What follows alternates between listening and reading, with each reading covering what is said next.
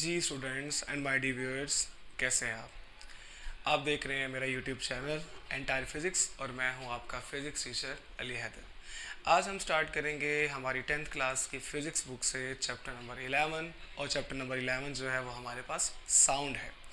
इससे पहले हमने चैप्टर नंबर 10 डिस्कस किया था और चैप्टर नंबर 10 में आप लोगों ने वेव्स का पोर्शन पढ़ा हुआ है, ठीक है। और आपको याद होगा एक बिल्कुल क्लियर वर्ड में कि जैसे आपने वेव्स में पढ़ा हुआ है कि वेव्स जो है वो एनर्जी को कैरी करती हैं और एक जगह से दूसरी जगह एनर्जी को ट्रांसफ़र करती हैं। तो याद रखिएगा इसी तरह ही साउंड भी जो है वो एक वेव की ही फॉर्म है जो क्या करती है, जो एनर्जी को एक जगह से दूसरी जगह ट्रांसफ़र करवाती है और उसी फॉर्म में वो ट्रैवल करती है, ठीक है। और डेफिनेशन हमारे पास कुछ इस तरह से बनेगी।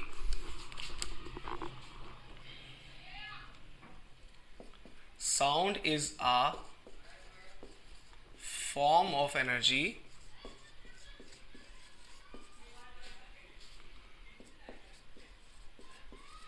travel from one place to another in the form of waves. So students, sound एक एनर्जी की वो किस्म है जो एक जगह से दूसरी जगह वेव्स की फॉर्म में ट्रैवल करती है। जी स्टूडेंट्स, यहाँ तक हमारी डेफिनेशन मुकम्मल होती है। अब एक क्वेश्चन आपसे पूछ सकते हैं कि how sound waves can produced.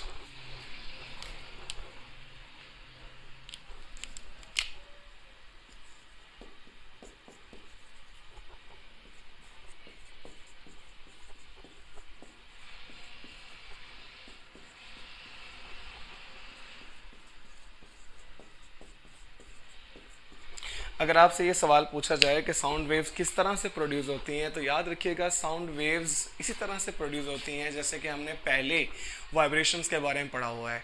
आपको याद होगा हमने डिस्कस किया था वेव्स के पोर्शन में कि जब हम किसी भी स्ट्रिंग को वाइब्रेट करवाएं, किसी भी वाटर की सरफेस के ऊपर डिस्टर्बेंस क्रिएट करवाएं या किसी भी ऐसे मटेरियल में, किसी भी ऐसे मीडियम में डिस्टर्बेंस प्रोड्यूस करें जो कि वाइब्रेशन का कॉज करें, तो वहाँ पे वेव्स प्रोड्यूस होती हैं। तो यहाँ पर भी हमारे पास वही कॉन्सेप्ट होगा कि sound waves are produced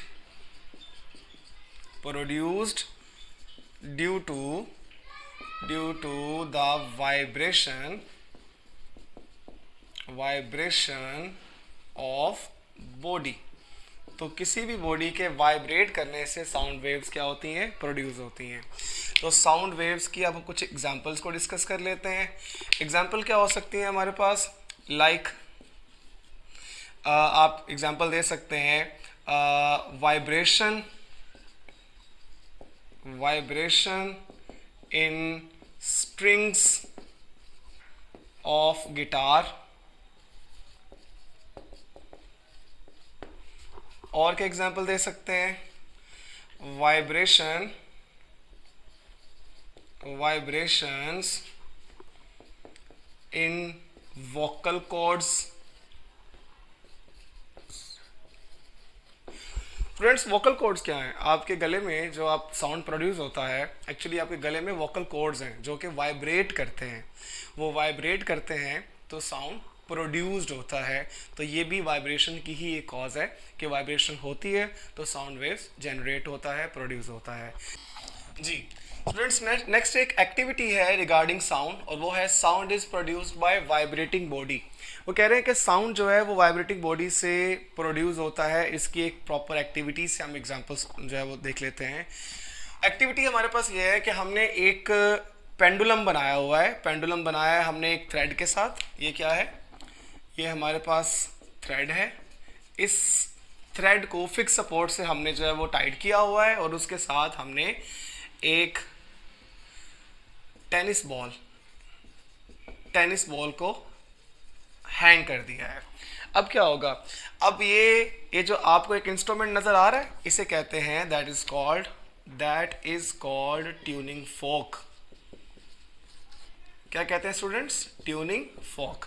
tuning फोक एक ऐसा आला होता है एक ऐसा इंस्ट्रूमेंट होता है जो साउंड को प्रोड्यूस करता है, और कॉमनली हम इसको लेबॉर्ट्रीज में इस्तेमाल करते हैं, और जब ये वाइब्रेट करता है तो साउंड को प्रोड्यूस करता है। अब वाइब्रेट करता कैसे करता है, देखिए स्टूडेंट्स, ये इसका हैंडल है, ठीक है, ये इसका हैंडल है, ये इसके दो प्रॉन्ग्स हैं, प्रॉन्ग्स मतलब यानी उसके दो पलड़े जो होते हैं, आपको पिक्चर में भी नज़र आ रहा होगा। तो दो जो प्रॉन्ग्स हैं, इन प्रॉन्ग्स को जब हम किसी एक्सटर्नल बॉडी से जब हम उसको हिट करें तो वो प्रॉन्ग्स वाइब्रेट करना शुरू हो जाते हैं। जैसे ही वो प्रॉन्ग्स वाइब्रेट करना शुरू हो जाते हैं, अगर उस ट्यूनिंग फोर्क को वाइब्रेट करते हुए आप किसी टेनिस बॉल के करीब लेके जाएं, तो जैसे ही वो हिट करेगा उसकी वाइब्रेशन कॉज करेगी कि उसको किसी एक पोजीशन से, यानी किसी भी मीन पोजीशन से जहाँ पे वो मौजूद थी पोजीशन ओ पे, उस मीन पोजीशन से उसको किसी नेक्स्ट पोजीशन तक, एक्सट्रीम पोजीशन तक मूव करवाएगी। तो ये इंडिकेट कर रही है कि साउंड जो है वो प्रोड्यूस हो रहा है बॉडी के वाइब्रेट करने से, यानी साउंड वेव्स हैं तो बॉडी आगे मूव कर रही है। अच्छा, इसके साथ एक और हमारे पास एक्टिविटी है कि हम एक ग्लास, ये हमारे पास क्या है, ये हमारे पास एक ग्लास है, ग्लास में हमने एक लिमिटेड अमाउंट में हमने वाटर लिया हुआ है, और जैसे ही हम वाइब्रेट करते हुए, यानी हमने पहले वाइब्रेट करवाया एक ट्यूनिंग फोर्क को और हमने उसको उल्टा उस पानी में जो है वो ग्लास में डिप कर दिया, देन यहाँ पे क्या प्रोड्यूस होगा, यहाँ प्रोड्यूस होगा स्प्लैश। स्प्लैश मतलब कि उसमें जो है वो थरथराहट सी पैदा होना शुरू हो जाएगी, पानी आपको जो है वो वाइब्रेट करना शुरू हो जाएगा, करता हुआ नजर आएगा। सो ये भी कॉज करेगा, इसी एक्टिविटी से रिलेट करेगा, sound is produced by the vibrating body. अच्छा, इसके साथ जो नेक्स्ट एक्टिविटी है वो है sound require medium for its propagation, यानी ये एक और प्रूव करना है हमने कि अगर क्या साउंड एक वेव है तो क्या उसको गुजरने के लिए मीडियम चाहिए, साउंड को रिक्वायरमेंट है। तो जान लेते हैं, आपको याद होगा स्टूडेंट, आपने ये बात पहले पढ़ी हुई है कि साउंड जो है मैकेनिकल वेव्स की ही एक किस्म है, ऐसे ही है ना, मैकेनिकल वेव्स। और आप जानते हैं ऐसी वेव्स जिनको गुजरने के लिए मीडियम की ज़रूरत हो, the waves which require any medium for their propagation, तो that are called mechanical waves। so चूंकि अब ये mechanical waves है तो हमने ये बताना है कि क्या वाकई ही इसको ट्रैवल करने के लिए, गुजरने के लिए मीडियम चाहिए। अच्छा, इसकी एग्जांपल हमारे पास एक ऐसे ऑपरेटर्स की फॉर्म में गिवन है कि जिसे हम कहते हैं that is called electric bell. ये क्या है हमारे पास, इलेक्ट्रिक बेल।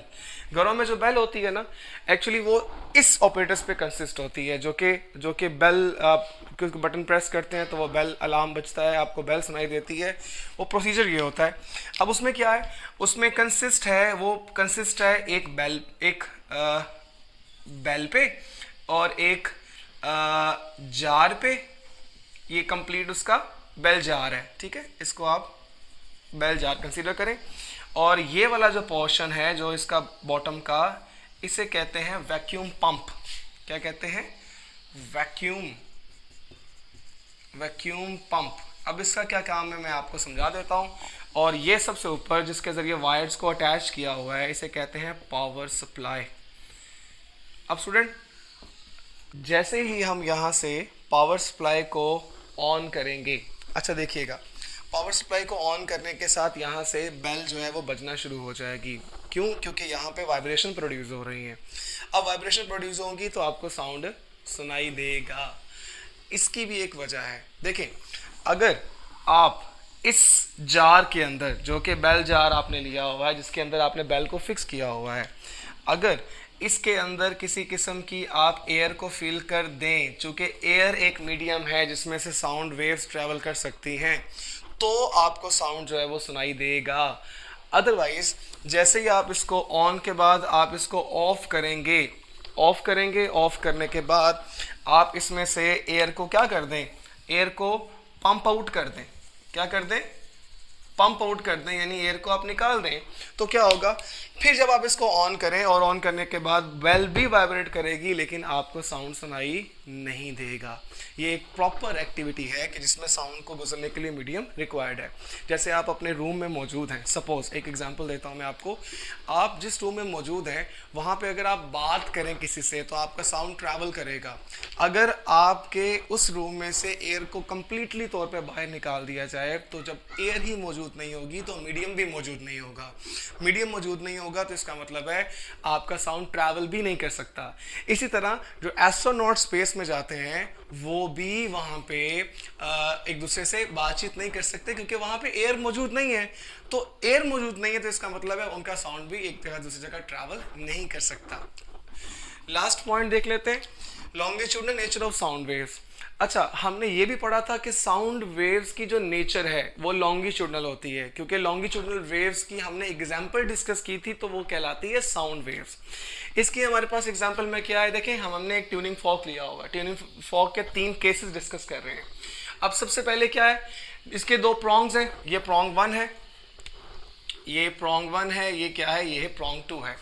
अब हमने सबसे पहले यहाँ पे हमारे पास एयर मौजूद है, ये साइड पे, जैसे हमने ये एक लिया है ट्यूनिंग फॉर्क अभी तक हमने वाइब्रेट नहीं करवाया तो यहाँ पर एयर की जो डेंसिटी होगी उसके सराउंड में वो यूनिफॉर्म होगी। क्या होगी?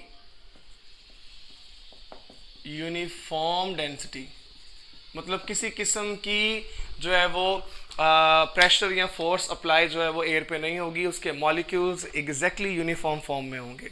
लेकिन जैसे ही आप क्या करेंगे, आप उसके हैंडल से उसको पकड़ेंगे और पकड़ने के बाद उसको राइट एंड लेफ्ट जो है वो वाइब्रेट करना स्टार्ट करेंगे या किसी एक्सटर्नल बॉडी से उसको हिट करेंगे ट्यूनिंग फॉर्क को, तो उसके प्रॉन्ग्स वाइब्रेट करेंगे।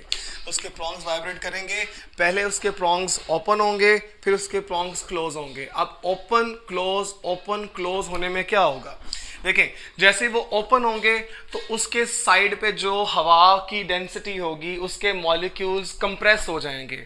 जैसे ही वो उसके ऊपर प्रेशर लगाएगा, यहाँ देखिएगा, यहाँ से जैसे इनके ऊपर प्रेशर लगेगा यहाँ पर मॉलिक्यूल्स क्या हो जाएंगे, प्रेशर की वजह से यहाँ पे कंप्रेस हो जाएंगे। और जहाँ मॉलिक्यूल्स कंप्रेस हो जाएंगे वहाँ बनने वाला ये वाला जो रीजन है इसे कहेंगे कंप्रेशन। क्या कहेंगे स्टूडेंट्स? कंप्रेशन।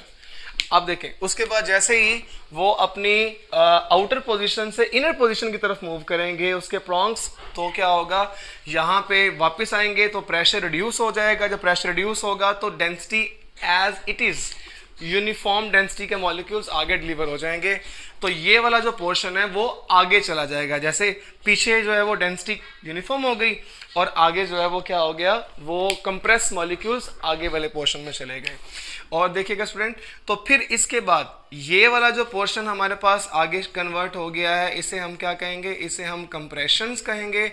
और जो पीछे वाला पोर्शन है जो रिमेनिंग बचा है हमारे पास, जो कि जहाँ पे प्रेशर अप्लाई नहीं हुआ, इसे कहेंगे, ये कहलाता है रेयरफैक्शंस।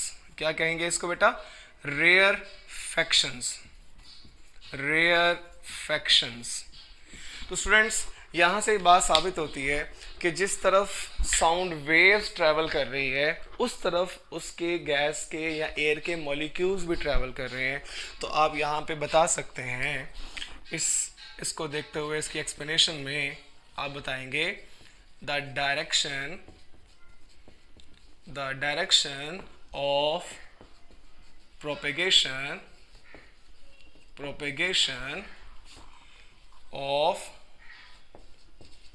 sound waves is parallel to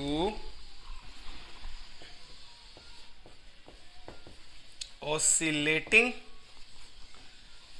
gas molecules, या गैस मॉलिक्यूल्स भी आप कह सकते हैं या एयर मॉलिक्यूल्स भी आप कह सकते हैं।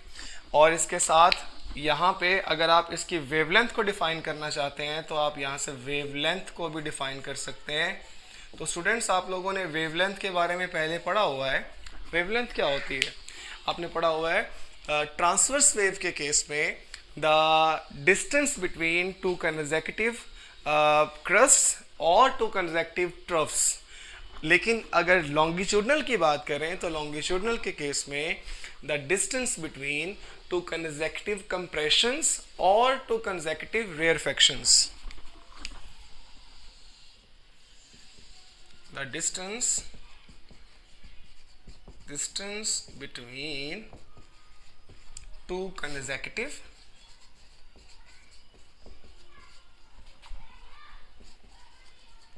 compressions or rarefactions is called wavelength. wavelength को किससे नोट किया जाता है? लैम्डा से। स्टूडेंट्स, यहाँ तक हमारा जो आज का लेक्चर चैप्टर नंबर 11 का कंप्लीट होता है। अगर कोई क्वेश्चन हो आपके माइंड में तो आप कमेंट सेक्शन में मैसेज करके मुझसे पूछिएगा, और हमारे चैनल को लाइक भी कीजिएगा, सब्सक्राइब भी कीजिएगा, और बेल आइकन को प्रेस कर लीजिएगा ताकि आपको नोटिफिकेशन मिलती रहे, और अपने फ्रेंड्स तक भी शेयर कीजिएगा, और अपना बहुत सारा ख्याल रखिएगा। Thank you.